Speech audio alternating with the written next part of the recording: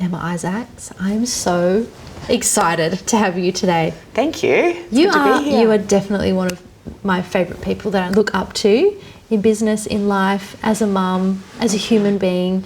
You tick all the boxes. So All the boxes? yeah, I think you do. I think you might.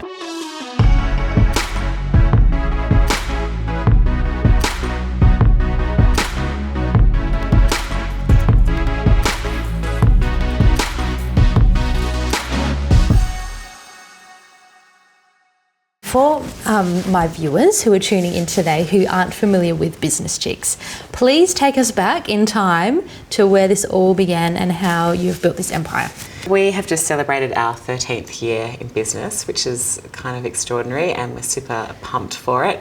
But it kind of just feels like we're warming up, you know. I mean, we started 13 years ago, but we've just got so much more to do. But really, my story starts, I had my first company when I was 18 years old, and it was a little recruitment company that I built with a friend, and we had that business. Well, I was in that business for 7 years. I got invited to a Business Chicks event by a friend, and I had never heard of Business Chicks before, and I had networked everywhere. You know, that was my education because I dropped out of uni really early on.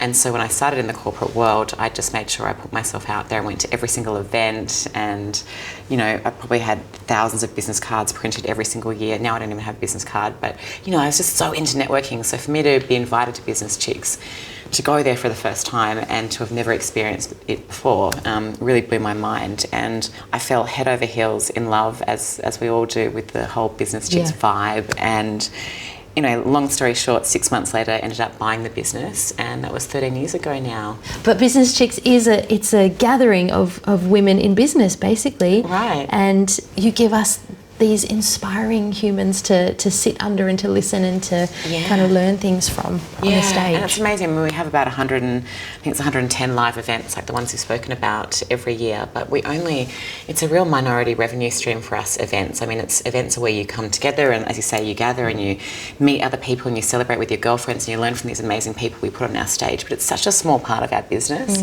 And people don't understand that. They think that we just do events, but we run a print magazine as well. We have a huge digital team that publish content every single day online. We have conferences and the expo, and we take our members away to leadership gatherings, places like Bangladesh and Africa and Necker Island. I mean, it's just this extraordinary kind of experience that being a member can give you. But the events, I mean, it's pretty special to be able to bring that many women together at once. Yeah, you talk about it in your book where you're like, anything with the word chicks in it, I don't I don't want to be involved. And then you end up buying the business and embracing that for what it is. And when you go to it, it isn't fluffy, airy-fairy, like, you know, putting your lipstick on. It's like, how can we change the world? What are we doing? How can we improve? You know, where are we going? Where are we going, girls? Absolutely. And I think that's kind of the juxtaposition of the brand, right? So we appear pink and we're business chicks and I appear blonde, and it's just not that. There's a huge amount of depth to the work we do and to the people we present, and why we're put on this planet is so much more than just, you know, loud music and lipstick. You know, I'm not interested in events. Like, I couldn't care less for one. I'd rather be at home with a good book and my family. But what events give us and the opportunity to come together and to actually be with one another is something that can't be underestimated. I wrote to you the other day on Instagram because I'd listened to a podcast that you'd done, and I was like, you are the calmest, most sensible human I think I've ever met. I feel like you're super sensible, like not sensible in the way like boring, but like sensible in how you can file your thoughts in a very calm, orderly way to get to the outcome without freaking out. Because you obviously run this massive business. You have 5 children. Please tell me their names and their ages. Okay, so, you put me on the spot. Yeah, of course I know. Milla is 9. Honey, our little second honey, she's a cutie. She is 7. She turned 7 today. Happy birthday, honey. My little middle child, Indy, is 5. The sole boy in the mix is Ryder, and he's 3. And then little Piper. Beautiful. She's going to be 11 months tomorrow. My So they're 9 to 11 months. And you live We live in LA. Yeah. And we moved there 2.5 years ago, and we absolutely love it. It's just such a creative city. You know, everyone is there to create something or build something. Everyone has a side hustle. Everyone is up to something. Yeah. Everyone loves entrepreneurs. You know, it's here. It's like, oh, you're successful. Oh, okay. You know, and it's in Australia, we love to topple people. We just love it. You know, it's Why? I don't know. It's just this. It's ingrained culturally in us to want to keep that tall poppy thing alive and well, and in America it just doesn't exist. You know, then the book thing has been a funny thing. You know, and all my American friends and our members over there are like, oh my gosh, sister, like you go for it. I'm going to buy 10 copies, and you know, and obviously it's been received really, really well here, but. I don't know, I would love to bring some of that American chutzpah and culture to Australia, and particularly with the women, because I think we've got a long way to go in truly getting that whole supporting each other. Okay, so that's a lot of things already that you're doing, and then you wrote a book on top of all of that. Yeah, I wrote a book in 12 months. Oh, wow. And I had a baby in that time as well. Oh, my gosh. So I was kind of, you know, popping the baby out and then feeding her and then like not sleeping and like typing with one hand. But I'm just this type of person that if I commit to something, I'm 100% determined to achieve it, and nothing will get in my way. And I think also when you know, involve other people in your goals. So we obviously had a beautiful publisher who we worked with, and I kind of felt like it was the first time I'd had a boss, because I've never worked for anyone else before. Right. And someone just going, deadline. This is your deadline, and you've got to meet it. And I like the discipline of that.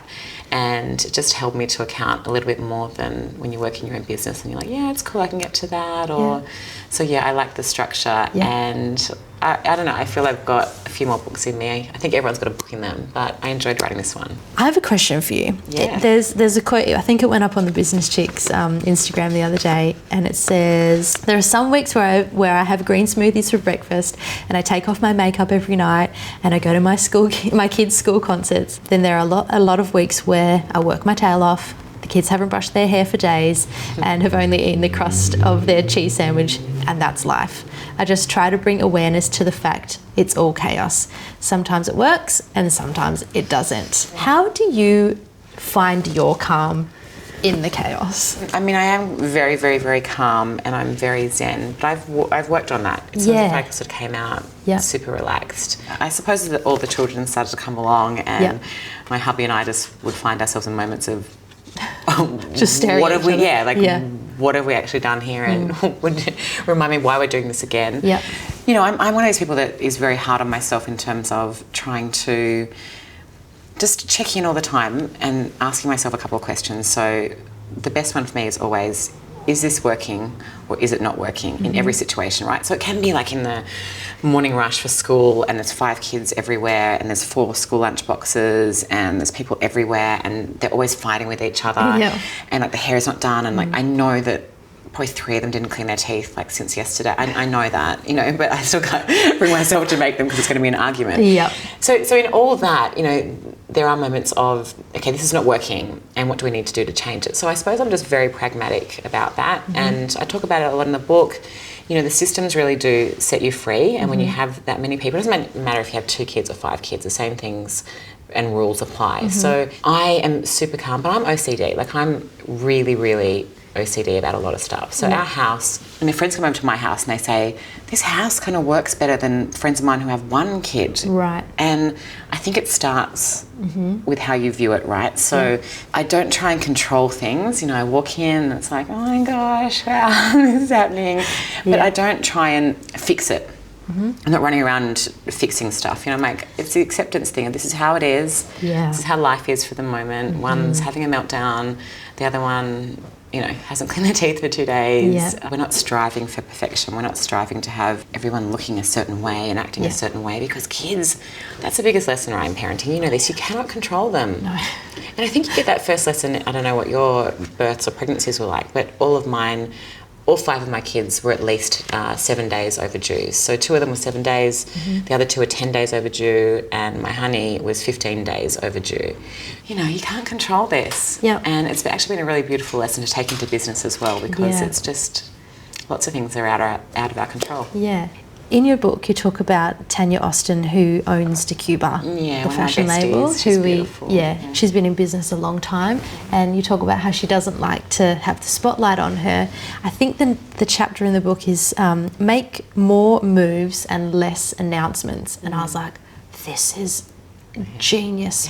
I probably put about, 10% of my life on social media, and I think it's really about having the confidence to know that you don't have to report on everything and that you're doing well. And it comes back to this whole comparing yourself to others all the time. And I find myself just sitting there thinking, I don't have to tell people that. Like, I know I'm doing a good job with that.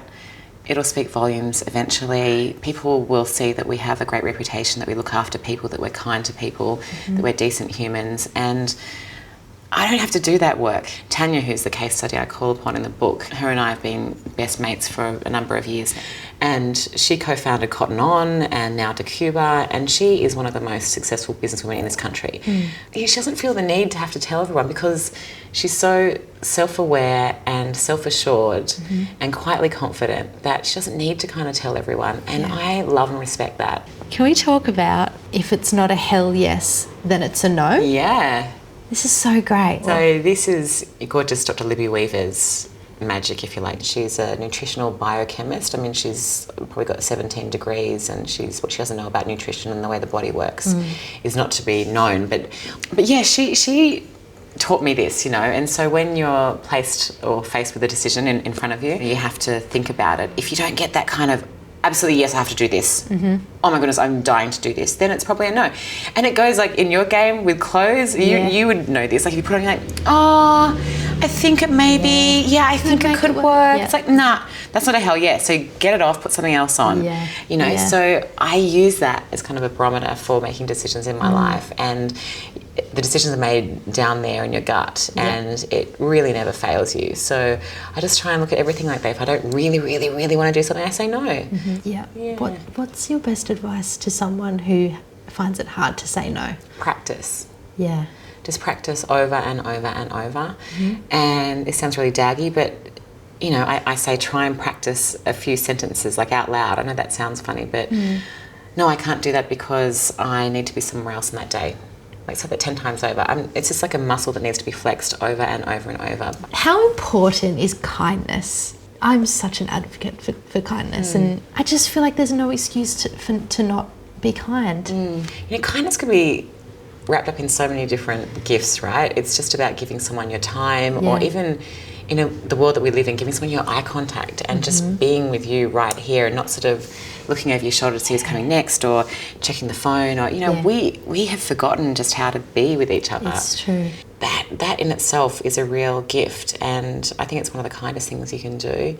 But kindness has served me really, really well in my companies, trying to put people, both our people in our business, but our customers, and now our members at Business Chicks, putting them front and centre in everything we do, and just seeing them. Kindness is just, it's a bit forgotten. Yeah, I think. I agree with you. You touched on this before. Networking can be one of those terrifying, scary, almost dirty word at times. At networking, it's like you just picture someone in a power suit, with their shiny business cards, just like having fun, like speed dating or whatever. That's kind of what comes to mind. If you could define it, because I feel like your entire business and life has been built on your relationships with other people. I want to start by saying I hate networking. I mean, I run the largest women's network in Australia, but I hate networking. Hate it? Yeah, I mean, I hate it in that sense of what you say, having to go up to a stranger and put your best foot forward and wear the armour and, say all the right things and behave and, you're doing this thing of judging each other and you're trying not to. And it's really scary, but it's not about that at all. I mean, my first business was a recruitment company, so it's all about, interviewing 5 people a day, and then I was managing the people in the business, and then managing our clients. And now doing what we do at Business Chicks, it's all about people and relationships. And I reckon we've learnt a thing or two over the years about how to build trust and how to build relationships with people. And it's circling back to what we talked about before. It's really seeing people, trying to work out what's important to them. So I'll be at a conference and I'll be talking to someone and we're talking about our kids, and I don't know, there's one instance when we were talking about the family the favourite family books that we have in our house, right? And I mentioned one that she hadn't heard of. So the next week I went back to my office and I bought that book, and I just said, I hope you guys, get as much enjoyment out of this book as we did. And I wrapped it up beautifully and sent it to her. Do you think that person is going to forget me or how I made her feel quickly? She won't. So it's about taking that first interaction and taking it a step further. Yeah, I think the relationship thing is all about, personalising everything, or as much as you can.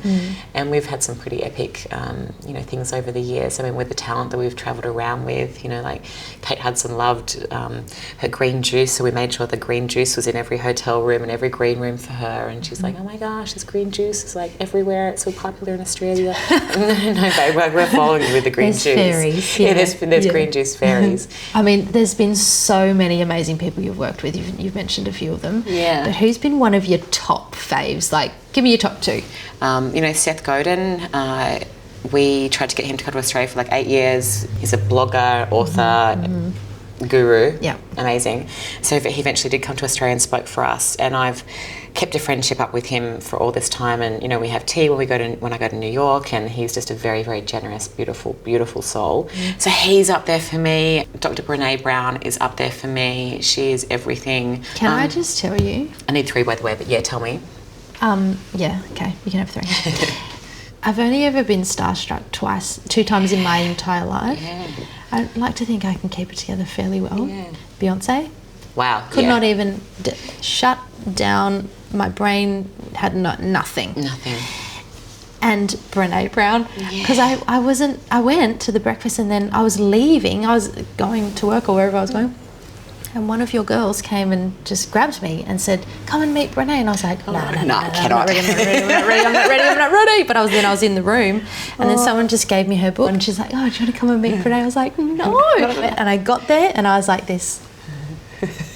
Nothing. And she goes, and what's your name, dear? She goes, would you like me to sign your book? And I was like, yes, please. And then they were like, have a photo. I was like, is the photo itself, my eyes are like, it was deer in it. It was the worst moment.